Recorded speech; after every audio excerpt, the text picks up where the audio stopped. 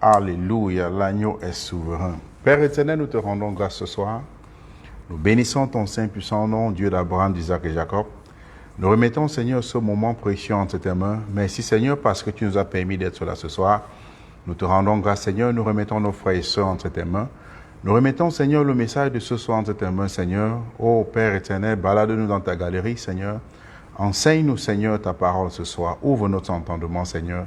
Prépare nos cœurs à recevoir ta parole ce soir, ô mon Dieu, mon roi. Nous te rendons grâce, Seigneur. Tu es digne d'être magnifié. Tu es digne d'être glorifié, Père éternel. Papa, c'est par ton Fils Jésus-Christ que nous venons auprès de toi ce soir. Amen. Shalom à tout le monde. Shalom aux disciples du Seigneur Jésus-Christ. Où que vous soyez dans le monde, bienvenue au grand festin pour savourer le repas spirituel. Avant de commencer, je vais vous inviter à vous abonner à notre groupe Facebook ou sur notre chaîne YouTube Enfants obéissants de Dieu, afin d'être notifiés chaque fois que nous sommes live ou quand nous postons de nouvelles vidéos. Et pour nos frères et sœurs qui sont d'expression anglaise, abonnez-vous plutôt à notre chaîne Obedient Children of God. Nous avons aussi un groupe YouTube, un groupe Facebook et une chaîne YouTube, Obedient Children of God. Là-bas, nous ne sommes pas encore live, mais par la grâce de Dieu, nous allons l'être dans l'avenir. Mais pour le moment, nous postons toutes les vidéos que nous avons postées en français, mais nous les traduisons d'abord. On traduit d'abord en anglais et ensuite on les poste sur notre chaîne en anglais, notre chaîne YouTube en anglais ou notre page Facebook en anglais, Obedient Children of God. Mais pour ceux-là qui aiment plutôt l'évangile bonbon, qui ont plutôt la démangeaison d'entendre des choses agréables, désolé pour vous, parce que sur notre chaîne, sur notre plateforme, nous prêchons la saine doctrine que les premiers apôtres ont prêchée, la saine doctrine que le Seigneur Jésus-Christ nous a mandaté de prêcher, donc la parole de Dieu sans tâche, la parole de Dieu sans compromettre, sans y ajouter nos opinions personnelles, ce que nous prêchons. Donc, si vous avez plutôt la dimension d'entendre des choses agréables, si vous aimez plutôt la parole de Dieu compromise, vraiment désolé pour vous, mais recherchez plutôt la vraie parole de Dieu, la sainte doctrine du Seigneur. Seule cette doctrine va nous donner l'accès au paradis. Donc les fausses doctrines ne peuvent pas nous aider. Donc recherchons la sainte doctrine et ayons la mentalité bérienne. Examinons les Écritures pour savoir si tout ce que quiconque nous enseigne est biblique. Le menu de ce soir, c'est un menu assaisonné. Le menu de ce soir, c'est un menu très assaisonné. C'est chrétien renonce à toute forme d'apostasie. Chrétien renonce à toute forme d'apostasie. Et la parole de Dieu, avec l'aide du Saint-Esprit, va nous enseigner c'est quoi l'apostasie. Le mot apostasie vient du mot grec apostasia. Apostasia, donc qui signifie uniquement renoncer, abandonner, rejeter, se révolter ou encore se rebeller contre un système ou contre une autorité établie. Donc dans le contexte chrétien, l'apostasie est le fait de régner le Seigneur Jésus-Christ ou le fait de régner ou de régner notre foi chrétienne ou de se révolter de notre foi chrétienne d'une manière ou d'une autre. C'est pourquoi le diable et ses agents, les faux prophètes, ils utilisent leurs enseignements démoniaques pour séduire le plus grand nombre de personnes à renoncer ou à se rebeller contre l'autorité de Dieu. Donc l'apostasie, c'est quelque chose de très profond. Ça nous amène à nous dissocier, à renoncer à notre foi chrétienne. Et la Bible va nous enseigner ce soir que c'est dangereux de renoncer à notre foi chrétienne. Donc, tous ces messages que nous voyons aujourd'hui contradictoires, ces messages de contrefaçon, qui poussent des hommes à renoncer à la véritable foi chrétienne, ça peut être de manière officielle ou de manière subtile, ou consciemment ou inconsciemment. Tout ça, c'est l'apostasie, c'est le fait de renoncer à notre foi. Renoncer, quand je dis notre foi, c'est notre foi chrétienne. Et nous allons lire le livre d'un Timothée 4 à partir du verset 1 à 2, ce que l'apôtre Paul, inspiré par le Saint-Esprit, avait déjà eu à parler de ça, ces choses qui existaient déjà. Dans le livre d'un Timothée 4, verset 1 à 2, la Bible dit « Mais l'Esprit déclare clairement que dans les derniers temps, plusieurs abandonneront la foi pour s'attacher à des esprits séducteurs et à des enseignements inspirés par des démons. Ils seront séduits par l'hypocrisie des prédicateurs de mensonges, dont la conscience est comme marquée au fer rouge. » Donc, la Bible nous mettait déjà en garde qu'au dernier temps, beaucoup vont abandonner la foi. Beaucoup vont se laisser séduire par ces prédicateurs de mensonges. Beaucoup vont plutôt se laisser séduire par l'enseignement inspiré par des démons. Mais la véritable foi chrétienne, beaucoup de gens vont renoncer, ils vont abandonner, ils vont se rebeller contre la véritable foi chrétienne. Donc la parole de Dieu nous amène à comprendre que l'apostasie, c'est renoncer, c'est se rebeller contre notre foi chrétienne. Et nous voyons ça dans le monde aujourd'hui, nous voyons ce qui se passe dans le monde aujourd'hui. Et nous devons aussi savoir que renoncer à notre foi chrétienne, que ce soit officiellement ou de manière subtile, c'est renoncer à Dieu, c'est renier Dieu et renier son Fils Jésus-Christ. Donc quiconque renonce à sa foi, que ce soit de manière officielle ou publique ou de manière subtile, il est en train de renier Dieu et renier son Fils. Personne ne peut être sauvé en renonçant à sa foi chrétienne. Et renier Dieu et son Fils Jésus-Christ, officiellement ou de manière subtile, après avoir cru, c'est ce que nous appelons l'apostasie, renier notre foi chrétienne. Donc toute personne qui a cru et se lève un de ces quatre, décide de renier ou de renoncer à sa foi chrétienne, de manière officielle ou de manière subtile, il est affecté par ce syndrome de l'apostasie, c'est l'apostasie. Et l'apostasie dans l'Église, aujourd'hui, est l'une des principales raisons pour laquelle nous voyons ces proliférations des évangiles de contrefaçon. Parce que l'apostasie, parce que quand certaines personnes ont renoncé à la foi, Et ils veulent demeurer visibles, ils veulent demeurer stars. Qu'est-ce qu'ils font? Ils enseignent donc ce message inspiré par des démons, comme le livre d'un Timothée 4, 1 et 2 nous l'a enseigné. Quand beaucoup de gens ont renoncé à la foi, ils enseignent maintenant un message de contre-vérité, un message qui ne va pas dans le sens du message de Christ. Ils enseignent un évangile qui n'est pas l'évangile de Christ. Donc l'apostasie, c'est le fait de renoncer à sa foi, renier sa foi chrétienne. Mais maintenant, il y a ceux qui le font officiellement, il y a ceux qui le font de manière subtile.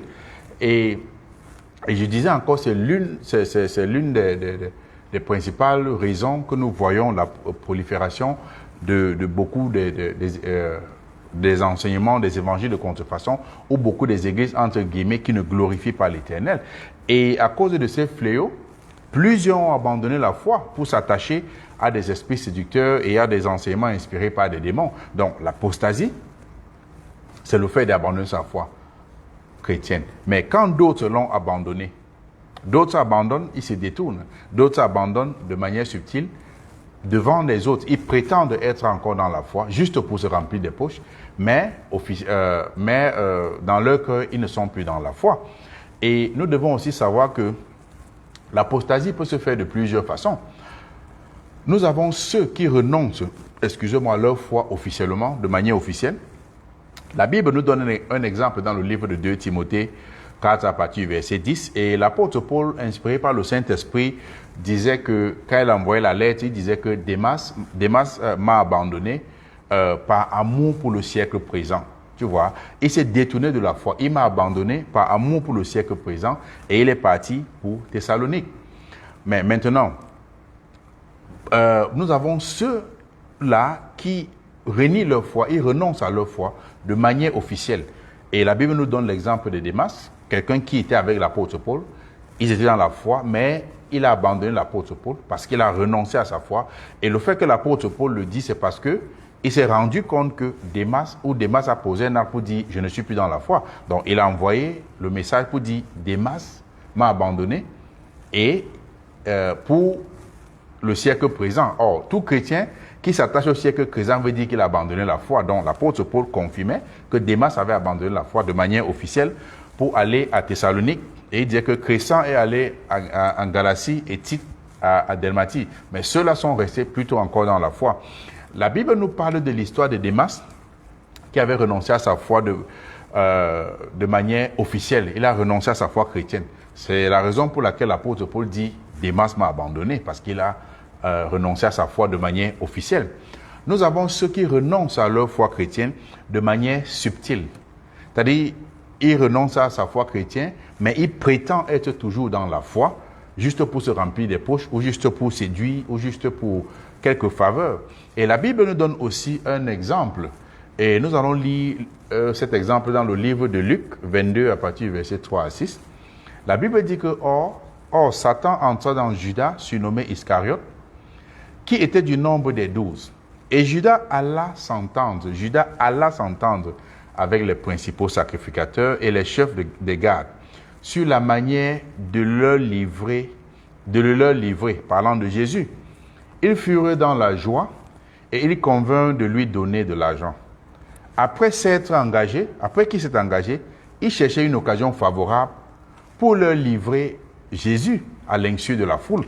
Donc, Judas Iscariote a pu poser de tels actes parce qu'il s'était déjà dissocié, il avait déjà renoncé à sa foi chrétienne, mais de manière subtile.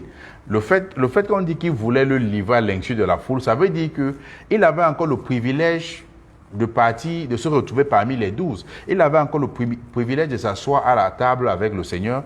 Et le Seigneur avait déclaré que celui avec qui nous tremperons la main dans la soupe, c'est celui-là qui m'a trahi, qui va me trahir. Donc, Judas avait encore ce moment de se retrouver souper avec les autres disciples, mais la Bible dit qu'il s'était engagé. Il était déjà parti déclarer ou bien s'arranger pour livrer le Seigneur. Ça veut dire qu'il s'était déjà dissocié, il avait déjà renoncé à sa foi. Il n'était plus dans la foi, parce que celui qui est dans la foi ne peut pas aller de lui-même voir l'ennemi, voir l'adversaire pour dire « je vais te livrer le Seigneur ». Donc, il n'était plus dans la foi. Mais devant le Seigneur, il prétendait encore être dans la foi. Bien que le Seigneur savait, mais il pouvait décevoir que certains, les autres apôtres. Mais le Seigneur savait parce que le Seigneur était venu pour accomplir cette tâche-là. Donc, il était toujours devant le Seigneur comme si il était toujours dans la foi. Et c'est pourquoi Judas est allé proposer aux chefs. Il est parti s'entendre avec les chefs, avec les principaux sacrificateurs et les chefs de garde de la manière de leur livrer le Seigneur Jésus-Christ. Le fait d'aller par son propre chef peut-être dire qu'il avait déjà renoncé à la foi, mais de manière subtile. Il n'a pas laissé le Seigneur ou les autres apôtres savoir qu'il a renoncé officiellement. C'est le Seigneur, 100% homme, 100% Dieu, savait que Judas n'était plus dans la foi. Donc, c'est un exemple pour ceux-là qui renoncent à leur foi, qui se laissent, par cette gangrène de l'apostasie, leur affecter, mais de manière subtile. Et d'autres le font consciencieusement, d'autres le font inconsciemment, parce qu'ils ne se rendent même pas compte qu'ils ne sont plus dans la foi. Ils commencent à regarder au fur et à mesure. Mais dans le cas de Judas, il savait ce qu'il faisait. Et ce sont des manières de nous trouver, de pratiquer l'apostasie, qui est le fait de renoncer à notre foi chrétienne sans nous en rendre compte. Donc ce que Judas a fait, il a renoncé à sa foi chrétienne. Et nous devons savoir que renoncer à notre foi chrétienne de manière, que ce soit de manière officielle ou de manière subtile, c'est renoncer à l'autorité de Dieu. Dieu a établi son autorité, il a dit, Dieu a tant aimé le monde, il dit, j'ai donné mon Fils, afin que quiconque croit en lui ne périsse point, ait la vie éternelle. Mais celui qui a cru, parce que l'apostasie, ce n'est pas celui qui n'a, ce n'est pas un incrédule, c'est celui qui a d'abord cru et il a renoncé à sa foi. C'est différent de celui qui n'a jamais cru. Donc, il a cru, c'est le chrétien qui a cru, c'est le disciple qui a cru, et à un niveau qu'on ne sait pas ce qui s'est passé, il décide de renoncer à sa foi. Donc, voilà pourquoi la parole de Dieu nous fait comprendre que quiconque renonce à l'autorité de Dieu, quiconque, que tu sois disciple, homme ou disciple, femme, toute personne qui renonce à l'autorité de Dieu, renonce au salut que Dieu nous a donné en Jésus-Christ. Donc, si tu renonces à l'autorité de Dieu, tu renonces à ta foi chrétienne, tu es en train de renoncer au salut que Dieu t'a donné en son Fils Jésus-Christ. Et c'est à cause de ces pratiques d'apostasie dans l'Église. Vraiment, l'Église aujourd'hui est infectée par ce fléau. C'est à cause de ces pratiques d'apostasie dans l'Église que nous voyons l'iniquité s'accroître. Nous voyons l'iniquité s'accroître aujourd'hui dans le lieu saint. L'Église est supposée être le lieu saint. Mais nous voyons le nombre d'iniquités qui ne fait que s'accroître, qui ne fait que grandir dans le lieu saint. Et ça pose beaucoup de questionnements. Et le prophète Daniel, dans le livre de Daniel 9, Daniel 11, il avait prophétisé quand il parlait de l'abomination qui cause la désolation qui est établie dans le lieu saint. Le prophète Daniel avait parlé beaucoup de siècles auparavant. Et dans l'Église aujourd'hui, nous voyons l'abomination, cette abomination s'installer et croître dans le lieu saint. Pourtant, l'Église est supposée être le lieu saint, mais nous voyons l'abomination croître tous les jours, l'abomination, l'iniquité augmenter tous les jours. Pourquoi? Parce que beaucoup de personnes qui forment dans cette Église ont abandonné la foi chrétienne. Mais maintenant, certains enseignent donc l'enseignement inspiré des démons. Ce n'est plus la foi chrétienne, parce que la foi chrétienne, il y a un enseignement qui est l'enseignement de Christ. Mais maintenant, quand les gens se sont dissociés, quand l'apostasie a affecté quelqu'un, il a renoncé à sa foi, surtout ceux qui prétendent être encore dans la foi, c'est ceux qui ont renoncé de manière subtile. Ils ne sont plus dans la foi, ils prennent des messages inspirés des démons pour remplacer le message de Dieu. Et ceux qui les écoutent aussi se font affecter par ces gangrènes. L'apostasie dans le lieu saint. C'est occurrent aujourd'hui. Beaucoup ont abandonné la foi. Et à cause de ces pratiques-là dans l'Église, nous voyons l'iniquité continuer de s'installer dans le lieu saint et croître. Et c'est un problème. Et le Seigneur Jésus-Christ nous avait aussi rappelé la prophétie du prophète Daniel pour nous mettre en garde. Et cette mise en garde était une manière de nous faire comprendre que la fin est proche. Nous vivons les temps de la fin, parce que c'est ce que la Bible avait dit. Et dans le livre de Matthieu 24, verset 15, Matthieu 24, verset 15, le Seigneur Jésus-Christ dit, « C'est pourquoi lorsque vous verrez l'abomination de la désolation dont a parlé le prophète Daniel, établi en lieu saint, que celui qui lit fasse attention. Que celui qui lit fasse attention. Donc, le prophète Daniel avait parlé de ça. Et le Seigneur Jésus-Christ est venu nous rappeler ça dans Matthieu 24, à partir du verset 15, pour dire que celui qui lise fasse attention. Et parce que ces choses annoncées, étaient une manière d'annoncer, devait arriver avant l'avènement, avant son avènement, avant qu'il ne revienne. Et nous voyons ces choses-là. Que celui qui lise fasse attention, ça veut dire qu'il se prépare, qu'il prépare son âme. L'avènement de Christ peut arriver à n'importe quel moment. L'apostasie, ça détruit l'Église. C'est une gangrène qui pousse des gens à renoncer officiellement ou de manière subtile ou inconsciencieusement à leur foi chrétienne. Certains sans s'en rendre compte, certains, ils le font consciemment. L'apostasie. Et le Seigneur Jésus nous mettait en garde. Il nous mettait uniquement en garde pour dire, lorsque vous verrez l'abomination qui cause la désolation établie en lieu saint, que celui qui lit fasse attention. Et nous voyons que l'apôtre Paul, inspiré par le Saint-Esprit, nous faisait aussi comprendre que l'apostasie devait arriver, l'homme du péché, le fils de la perdition, avant l'avènement du Seigneur Jésus-Christ. Et l'apôtre Paul nous faisait aussi comprendre que l'adversaire devait se lever au-dessus de tout ce qu'on appelle Dieu, jusqu'à s'asseoir dans le temple de Dieu, se proclamant lui-même Dieu. L'adversaire devait se lever au-dessus de tout ce qu'on appelle Dieu, s'asseoir dans le temple de Dieu et se proclamant lui-même Dieu. Et c'est pourquoi nous devrions examiner le comportement de l'Église pour savoir si d'une manière ou d'une autre, l'apostasie est déjà à l'œuvre. Il faut examiner le comportement de l'Église parce que le prophète Daniel nous a donné une prophétie, le Seigneur Jésus-Christ nous a donné certains gages et avec l'apôtre Paul nous a aussi donné une prophétie et nous a mis aussi en garde. Donc nous allons examiner le comportement de l'Église avec la parole de Dieu pour savoir si l'apostasie est déjà à l'œuvre. Parce que ce serait une chose dangereuse que l'apostasie soit cette gangrène qui détruit l'Église et que les chrétiens ne soient même pas au courant. C'est dangereux. Donc nous allons aussi examiner pour savoir si, d'une manière ou d'une autre, l'adversaire est déjà élevé dans le temple et au-dessus de tout ce qu'on appelle Dieu. Nous devons aussi examiner pour savoir si d'une manière ou d'une autre, l'adversaire s'est déjà assis dans le temple, se proclamant lui-même Dieu. Il faut examiner. Et nous devions aussi examiner la parole de Dieu, le comportement de l'Église avec la parole de Dieu pour savoir la signification du temple de Dieu. C'est quoi ou c'est qui le temple de Dieu, afin de mieux comprendre cette prophétie, pour savoir si les choses se passent déjà devant nos yeux, mais nous refusons de voir. Nous allons lire le livre de 2 Thessaloniciens 2 à partir du verset 1 à 12. 2 Thessaloniciens 2 à partir du verset 1 à 12. La Bible dit, pour confirmer, que l'avènement de Christ devait arriver après que l'apostasie soit venue auparavant. Donc, nous allons voir ça dans 2 Thessaloniciens 2, 1 à 12. La Bible dit, pour ce qui concerne l'avènement du Seigneur Jésus-Christ et notre réunion avec lui, notre rencontre avec le Seigneur, nous vous prions, frères, de ne pas vous laisser facilement ébranler dans votre bon sens et de ne pas vous laisser troubler, soit par quelques aspirations, quelques inspirations, autant pour moi, soit par quelques paroles ou par quelques lettres qu'on dirait venir de nous, comme si le jour du Seigneur était déjà là. Verset 3. Que personne ne vous séduise d'aucune manière, car il faut que l'apostasie soit arrivée auparavant.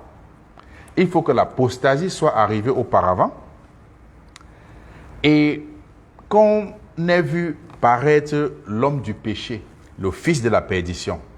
L'adversaire qui se lève au-dessus de tout ce qu'on appelle Dieu et de tout ce qu'on adore, jusqu'à s'asseoir dans le temple de Dieu, se proclamant lui-même Dieu. L'apôtre Paul disait, ne vous souvenez-vous pas que je vous disais ces choses lorsque j'étais encore chez vous? Et maintenant, vous savez ce qui le retient, afin qu'il ne paraisse qu'en son temps. Car le mystère de l'iniquité agit déjà. Il faut seulement que celui qui le retient encore ait disparu. Et alors paraîtra l'impie, que le Seigneur Jésus-Christ détruira par le souffle de sa bouche, et il anéantira par l'éclat de son avènement. Donc, l'avènement, l'impie, l'apostasie doit arriver avant l'avènement du Seigneur. L'apparition de cet impie se fera par la puissance de Satan, avec toutes sortes de miracles, de signes et de prodiges mensongers, et avec toutes sortes de séductions, avec toutes les séductions de l'iniquité, autant pour moi, pour ceux qui périssent, parce qu'ils n'ont pas reçu l'amour de la vérité pour être sauvés. Aussi, Dieu leur envoie une puissance d'égarement pour qu'ils croient au mensonge, afin que tous ceux qui n'ont pas cru à la vérité, mais qui ont pris plaisir à l'injustice, soient condamnés. Donc je pense qu'après avoir examiné le livre de 2 Thessaloniciens, 2 versets 1 à 12, nous comprenons clairement que l'apostasie est déjà établie en lieu saint. Quand nous voyons le comportement de l'Église aujourd'hui, nous voyons les messages inspirés des démons, nous voyons des messages qui ne s'accordent pas avec la parole de Dieu, les messages hors contexte, ceux qui s'élèvent au-dessus de ce qu'on peut appeler Dieu. La Bible nous fait comprendre que l'apostasie est établie en lieu saint. Le lieu saint, le temple de Dieu, la Bible dit, nous sommes le temple de Dieu. Et là où 2 ou 3 sont réunis au nom de l'Éternel est parmi nous. Donc nous sommes le temple de Dieu. Que ce soit dans l'assemblée de Dieu, c'est le temple de Dieu réuni. Ça veut dire l'apostasie est établie dans le lieu saint. Dans le temple de Dieu, qui sont les hommes sont en train de renoncer à leur foi chrétienne. Et même dans l'assemblée, les gens sont en train de renoncer pour enseigner des choses inspirées par des démons. C'est ce que la Bible est en train de nous enseigner. Donc l'apostasie est déjà là. Nous voyons l'abomination, parce que l'abomination, c'est le fait de prendre les choses sataniques, amener dans le lieu qui est supposé être un lieu sacré. La parole, l'église, qui est là où 2 ou 3 sont réunis, est supposée être un lieu sacré parce que nous sommes le temple vivant, nous sommes cette pierre vivante réunie. Et nous savons que le Seigneur, parmi ceux qui sont réunis, 2 ou 3 qui sont réunis en son nom. Mais si nous changeons le but de la réunion pour faire des pratiques d'abomination parmi dans le lieu saint, dans le temple de l'Éternel, c'est un péché grave. L'abomination est là. Beaucoup de gens renoncent. Ils se rebellent à la parole de Dieu, de manière officielle comme de manière subtile. C'est que la parole de Dieu nous enseigne. Et c'est la raison pour laquelle nous voyons toutes ces abominations-là établies se multiplier dans l'église du Seigneur aujourd'hui. Nous voyons l'abomination par-ci, par-là. Ceux qui se lèvent, ils se donnent le titre de Melchisédek, qui se font appeler comme Dieu, ceux qui s'appellent mon Seigneur, ceux qui font des choses, qui se font adorer, qui se font porter, des gens se prosternent devant eux, et ceux qui donnent des coups de poing aux gens qui disent qu'ils veulent faire des miracles, ceux qui vident les pauvres gens pour dire qu'ils veulent faire des miracles, c'est l'apostasie parce qu'ils ont abandonné la voie de la vérité. Ils ont laissé la véritable évangile pour enseigner l'évangile inspiré des démons. Et c'est ce que la parole de Dieu nous met en garde. L'apostasie est déjà là. Les gens se disent que l'apostasie, quelqu'un va sortir et dire « Oh, je suis l'homme de l'iniquité, je suis l'apostasie ». Non, la Bible n'a pas dit un homme, il a dit l'apostasie doit arriver auparavant et afin va paraître l'homme du péché et le fils de la perdition. L'apostasie est déjà là. Le mystère, autant pour moi, de l'iniquité agit déjà. Le mystère de l'iniquité agit déjà. Nous voyons ça, que le mystère de l'iniquité agit. Dont a parlé l'apôtre Paul, ça agit déjà dans le monde. Et la Bible dit que celui qui lit fasse attention. Dieu n'a pas dit qu'il va venir à l'an 3000. Christ n'a pas donné le temps de son avènement. Il peut arriver même ce soir. Il peut arriver n'importe quel moment. Certains vont se dire, tu as dit ça même la fois passée, ça n'a rien changé.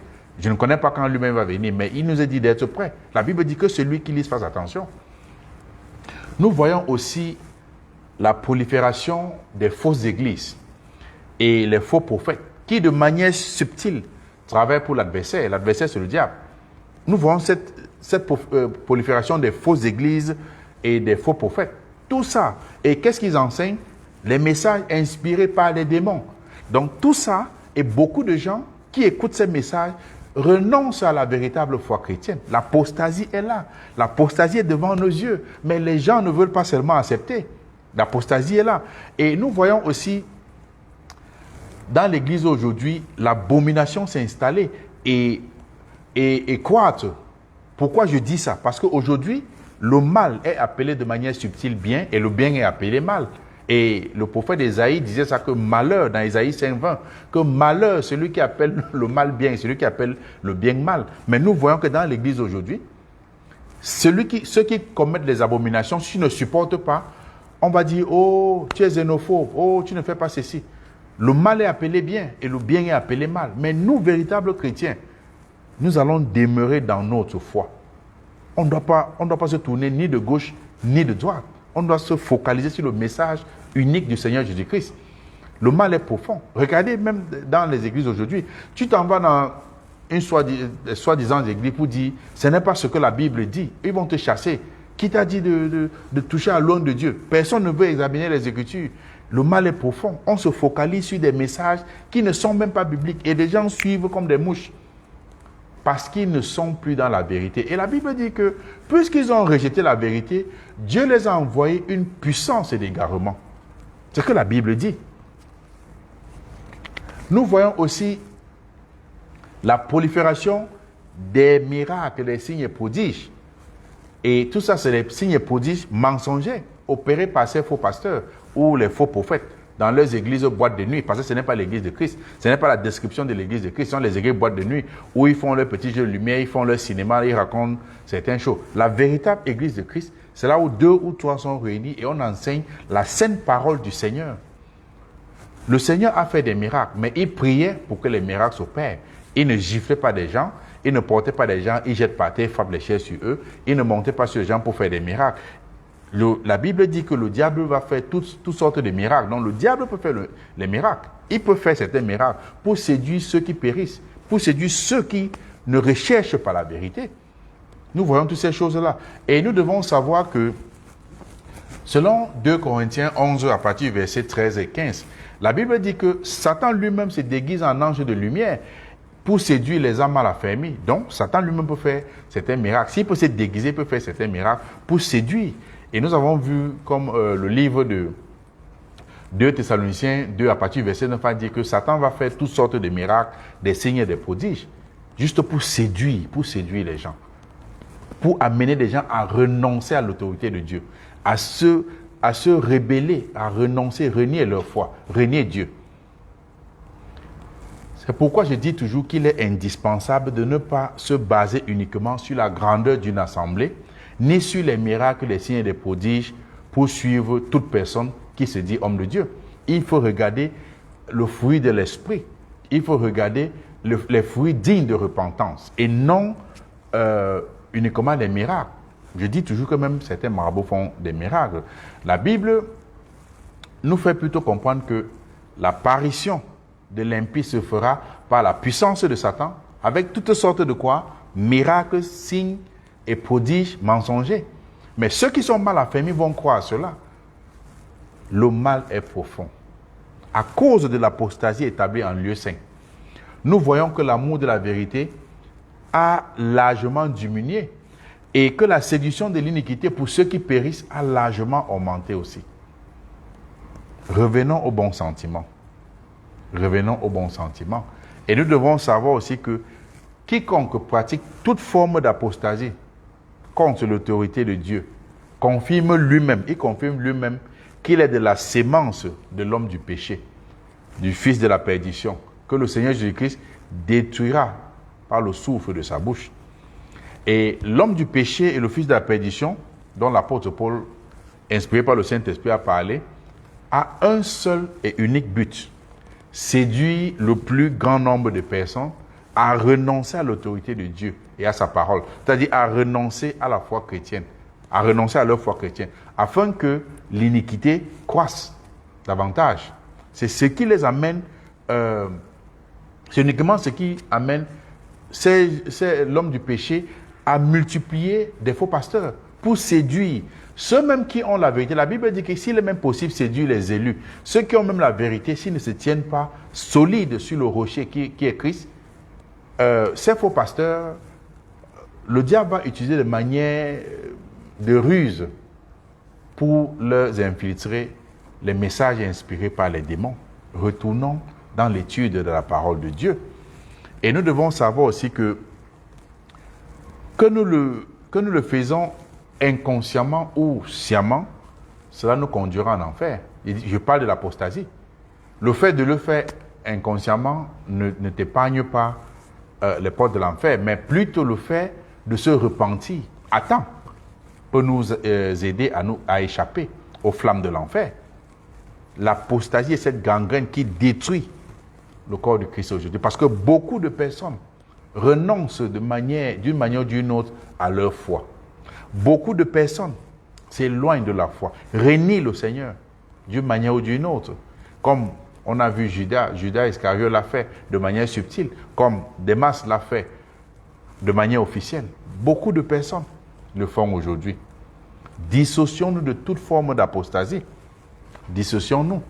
Et nous devons savoir qu'il est très difficile, voire même impossible, d'avoir été une fois éclairé, d'avoir goûté le don céleste, d'avoir eu part au Saint-Esprit et être ramené à la repentance après avoir renoncé de manière officielle ou subtile à notre foi chrétienne. Donc, quelqu'un qui a goûté, qui a eu part au Saint-Esprit, qui a été éclairé, qui a été un véritable chrétien avant, la Bible dit qu'il a eu part au Saint-Esprit. Donc, il a été béni spirituellement. Et qui a décidé de renoncer à sa foi chrétienne. La Bible dit qu'il est difficile de ramener cette personne encore.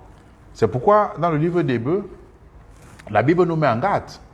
Le livre d'Hébreux 6, verset 4 à 9, la Bible nous met en garde. La Bible dit, car il est impossible. Il est impossible.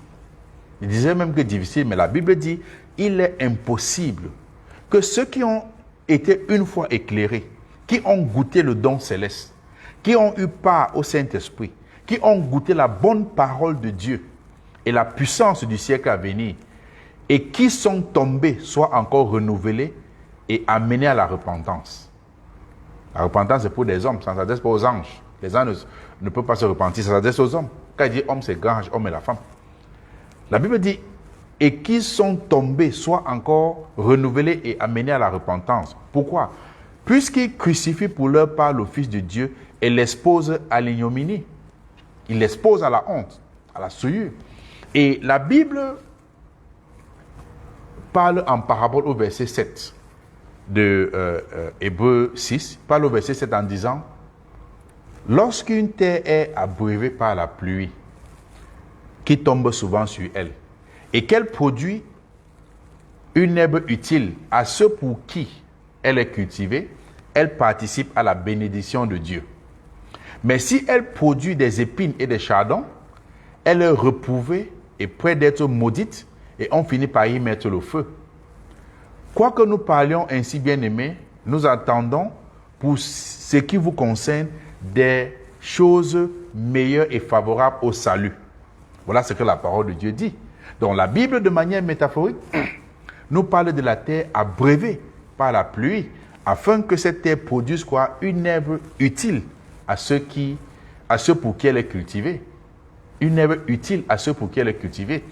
Et la Bible nous fait comprendre que si au lieu de produire l'herbe utile, cette terre produit plutôt des épines et des chardons, parce qu'elle aurait renoncé à l'autorité de ceux pour qui elle est cultivée, parce que le fait que cette terre ne produit pas, autant pour moi, l'herbe utile, mais produit plutôt des épines et des chardons, ça veut dire que, parce que la terre a été abreuvée par la pluie, mais elle a refusé, elle a renoncé au plan initial de celui pour qui elle était cultivée, cette terre était cultivée. La Bible dit quoi? Cette terre sera reprouvée et près d'être maudite, et on finira par y mettre le feu.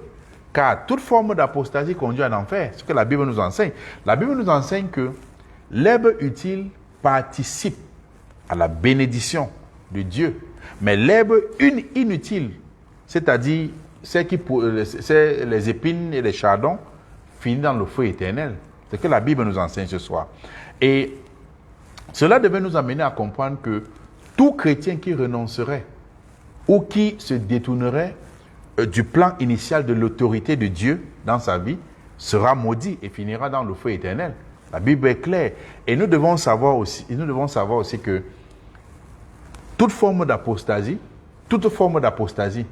qui est renier ou bien renoncer à notre foi chrétienne, se rebeller contre notre foi chrétienne, toute forme d'apostasie nous éloigne de Dieu, mais nous rapproche de Satan. Toute forme d'apostasie nous éloigne de Dieu et nous rapproche de Satan. Il n'y a pas de neutre. Il n'y a personne qui reste et va dire, oh non, j'étais neutre. Il n'y a pas de neutre. Toute forme d'apostasie. Parce que quiconque renonce ou se rebelle contre l'autorité de Dieu et de sa parole endommage son âme. Et quand tu as endommagé ton âme, tu vas finir où? En enfer. C'est ce que la Bible nous amène à comprendre. Et dans cette parole, dans cette parabole de Hébreux 6 à partir du verset 7 à 9, la Bible nous fait comprendre que chaque chrétien est une terre abreuvée par la pluie de la parole de Dieu. Parce que cette pluie qui tombe, c'est la parole de Dieu qui tombe sur toi, c'est la parole de Dieu qui t'arrose. Donc la Bible nous fait comprendre que chaque chrétien est une terre abreuvée par la pluie. La pluie, c'est quoi? C'est la parole de Dieu qui tombe sur nous, qui tombe sur elle, sur ce chrétien. Mais la question, c'est quelle herbe produisons-nous? Quelle herbe produis-tu? La pluie est tombée sur toi. Tu es l'herbe. La pluie, la parole de Dieu tombe sur toi. Quelle herbe produis-tu? Est-ce l'herbe utile qui participe à la bénédiction de Dieu? Ou l'herbe inutile, c'est-à-dire les chardons, les épines des chardons, qui finit par être jetée dans le feu éternel? Quelle herbe produis-tu? Nous devons avoir la possibilité de nous regarder et répondre à cette question. Quelle herbe produis-tu? Parce que celui qui a renoncé au plan initial de Dieu, celui qui a renoncé à l'autorité de Dieu, ne peut pas produire l'herbe utile. La seule personne qui peut produire l'herbe utile, c'est celui qui demeure dans le plan de Dieu. C'est cette terre-là que la pluie a abreuvé, il pleut tout le temps, mais la terre n'a pas changé de plan, la terre n'a pas renoncé au plan initial de Dieu. Voilà pourquoi la terre peut produire l'herbe utile. Mais une terre qu'on arrose et que cette terre a renoncé de manière subtile au plan initial de celui pour qui elle est cultivée, elle va produire des chardons. Donc si nous renonçons à la parole de Dieu, que ce soit de manière subtile, au dehors, on va croire que nous sommes des chrétiens, mais Dieu sait que nous avons renoncé. Et nous avons produit des épines et des chardons. Et toute personne qui ne produit pas la bonne herbe, mais plutôt des épines et des chardons, sera jetée dans le feu éternel. C'est ce que la Bible dit. Et le Seigneur Jésus-Christ nous mettait en garde en utilisant cette parabole du semeur dans le livre de Matthieu 13.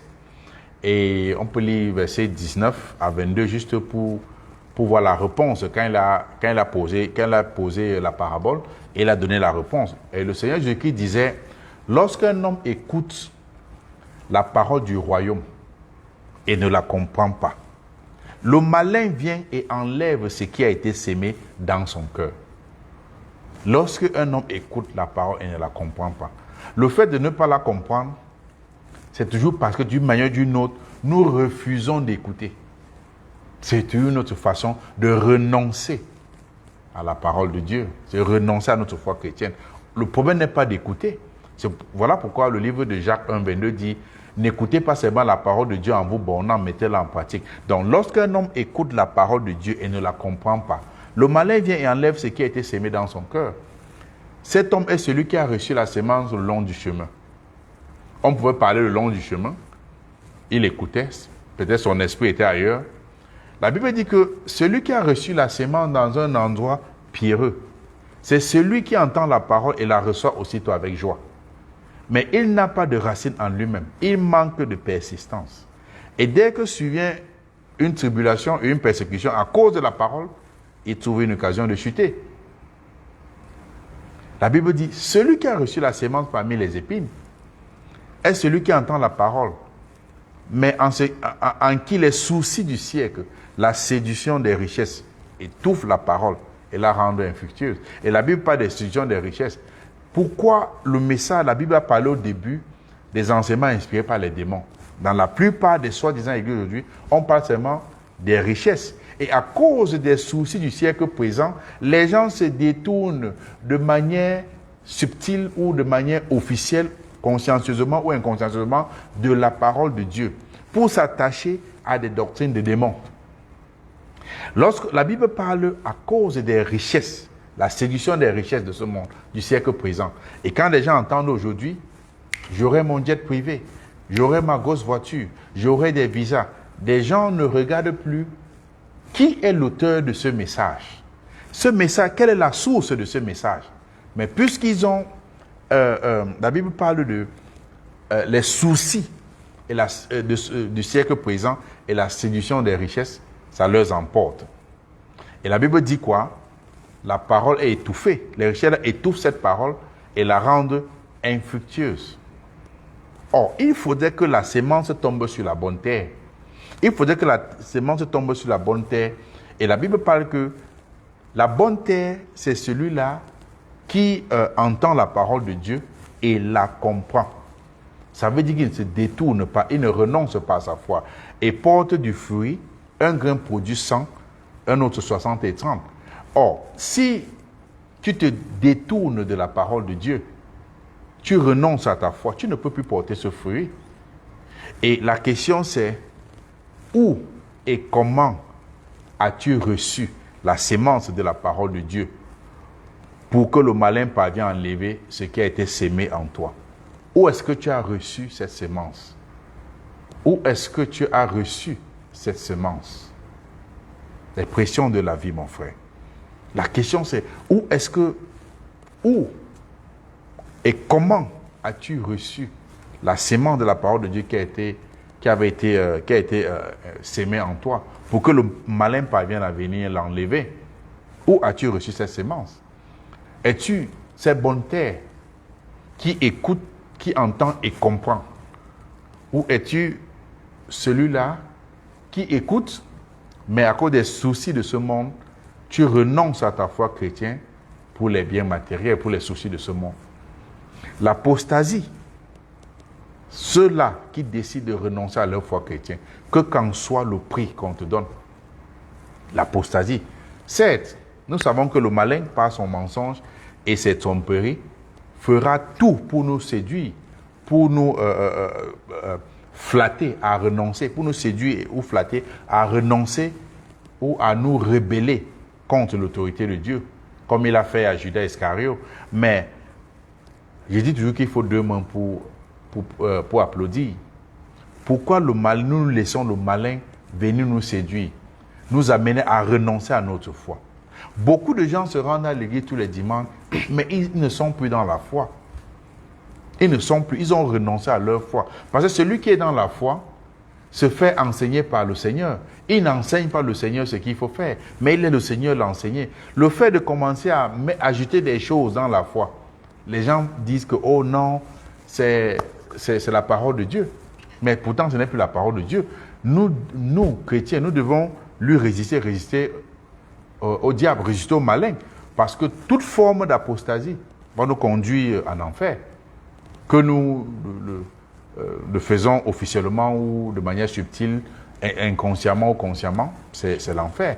Donc, mes bien-aimés, je vous encourage, on s'encourage, nous tous, à nous dissocier de toute forme d'apostasie dans notre vie. Toute forme d'apostasie, de fuir comme la gangrène. Tout message inspiré par les démons, tout message qui ne vient pas de Christ. Et nous devons savoir que l'apostasie, c'est renoncer, c'est abandonner, c'est notre foi en se révoltant contre la parole de Dieu ou contre l'autorité de Dieu. C'est l'apostasie. Parfois, on se révolte d'une manière ou d'une autre. Et le Seigneur Jésus-Christ nous a mis en garde. Il nous a mis en garde dans le livre de Matthieu 10, à partir du verset 33. Le Seigneur dit que toute personne qui va le régner de manière officielle ou de manière subtile devant les hommes sera aussi régné devant son Père qui est dans les cieux. Beaucoup de gens se laissent séduire, se laissent enseigner par ce message qui ne vient pas de la Bible. Aujourd'hui, dans l'Église, on a instauré quelque chose à la fin d'année. Les gens parlent de Père Noël. Mais j'ai demandé à même certains pasteurs qui prêchent ça, des messages des démons. Mais tu as appris ça où dans la Bible? Le Seigneur Jésus-Christ n'a pas prêché ça. Les apôtres n'ont pas prêché cela. La Bible n'a pas mentionné cela. Mais tu prends ça où? Pour que tout le monde entier, même ceux qui ne croient pas en Dieu, c'est le jour où chacun veut célébrer. Et ça se célèbre comment? Dans l'alcool, dans la fornication, dans l'impudicité. Et des gens meurent, les gens font des choses. Où est-ce que les gens ont pris ce message? Les gens vont me dire, oh oui, on veut seulement... On ne fait pas ça avec la parole de Dieu. Je dis que l'apostasie, c'est grave. Les gens abandonnent la foi pour suivre des doctrines des démons. Ce que le Seigneur Jésus-Christ n'a pas mis dans la Bible, ne pratique pas ça. Que l'homme qui te prêche soit éloquent, parle 12 langues dans le monde, même s'il parle 50 langues dans le monde, ne le suis pas. N'écoute pas ce genre de message. La Bible, en fait, si quelqu'un, après tout ce message ce soir, on a eu, par la grâce de Dieu, nous avons partagé le message sur la contrefaçon. S'il y avait plusieurs Jésus, s'il y avait tous ces messages-là, quelqu'un continue encore à se laisser séduire, vraiment, je vais seulement croire que peut-être il y a une puissance d'égarement qui a été, que Dieu l'a poussé à une puissance d'égarement parce que je ne comprends pas. Aujourd'hui, il y a des messages qui ne savent pas où des gens prennent pour prêcher. On dit qu'il faut donner telle somme pour que l'homme de Dieu te touche, pour que tu aies le visa. Ce n'est pas biblique. Des messages de contrefaçon. Les gens se détournent de leur foi de manière consciente ou inconsciente. Parce qu'ils ont les soucis du siècle présent. Retournons, demeurons sur notre foi. Parfois, quand on se détourne, c'est difficile de retourner. C'est difficile. Je connais des gens qui ont abandonné, renié Christ. C'était difficile pour eux. La mort les a surpris. Parfois. Quand les messages commencent, même si le message est sucré, que ce soit même les messages dans les blagues, que la parole de Dieu s'oppose, ne joue pas avec ça. On ne joue pas avec ça, avec son salut. Le salut, c'est une fois. Si tu meurs sans et tu n'as pas le salut, tu l'as perdu. Dissocions-nous de toute forme d'apostasie.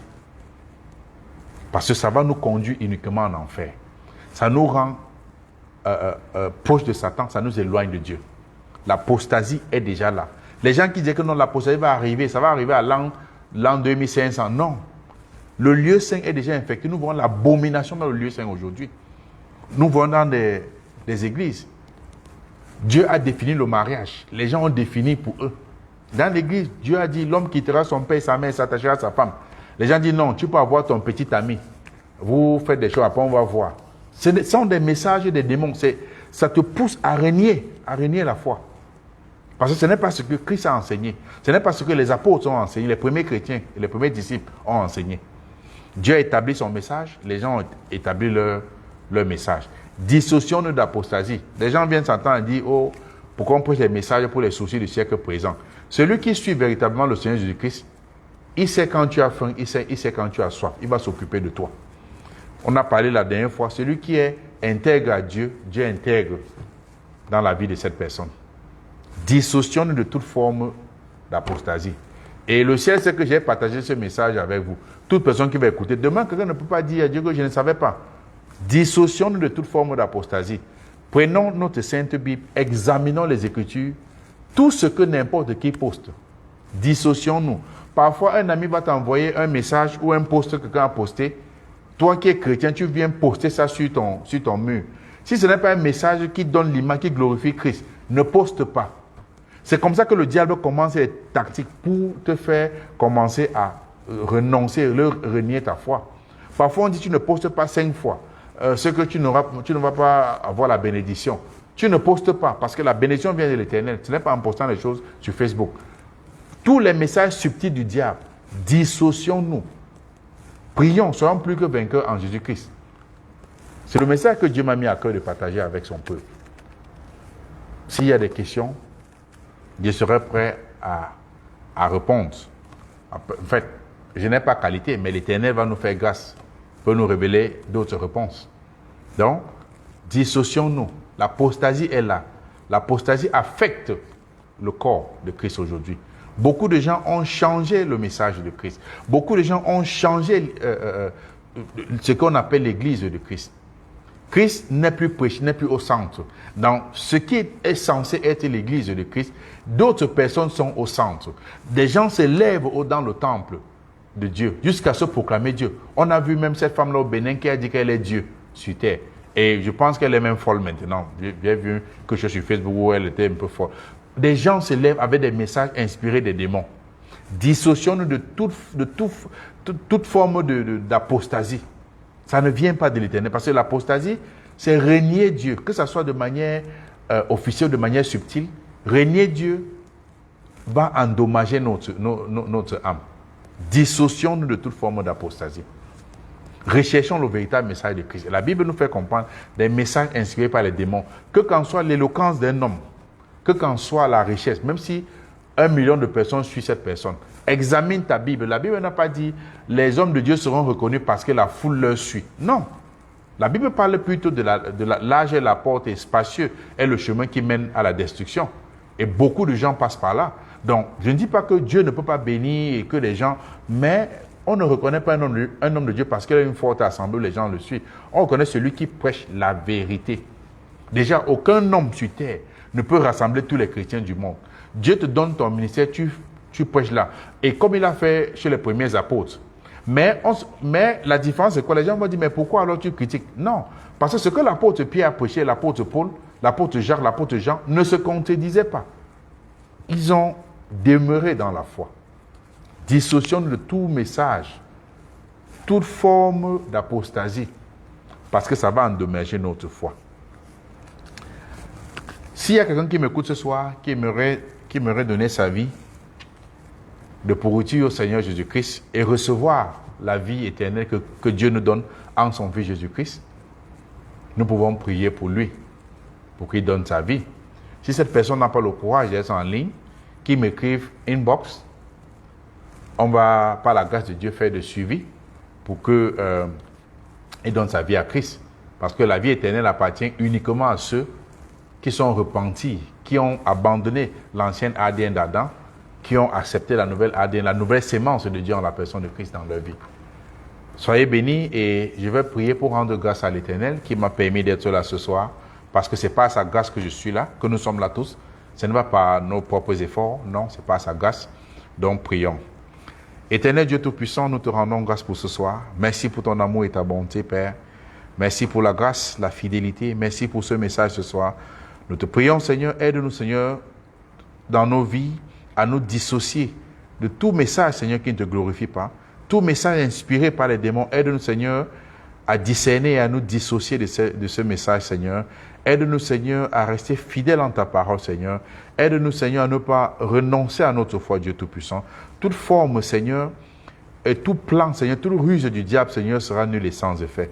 Nous prions, Seigneur, nous remettons nos frères et sœurs à travers le monde, les missionnaires, ceux-là qui prêchent ta parole, au Dieu Tout-Puissant. Nous prions, Seigneur, pour ceux-là qui sont malades dans des hôpitaux, pour des prisonniers, pour des veuves et des démunis. Nous prions, Seigneur, que ta grâce les accompagne. Roi des rois, Dieu de bonté, Dieu d'amour, sois magnifié, ô Dieu Tout-Puissant. Souviens-toi des orphelins, Seigneur. Ô Père éternel, toi qui nous permets de voir le jour nouveau, toi qui nous permets d'être en vie, Seigneur, nous te rendons grâce. Sois magnifié, sois glorifié, souverain Dieu. C'est dans le nom précieux de ton Fils Jésus-Christ. Amen. Shalom à tout le monde. Merci pour ceux qui ont pu écouter ce message appétissant du Seigneur.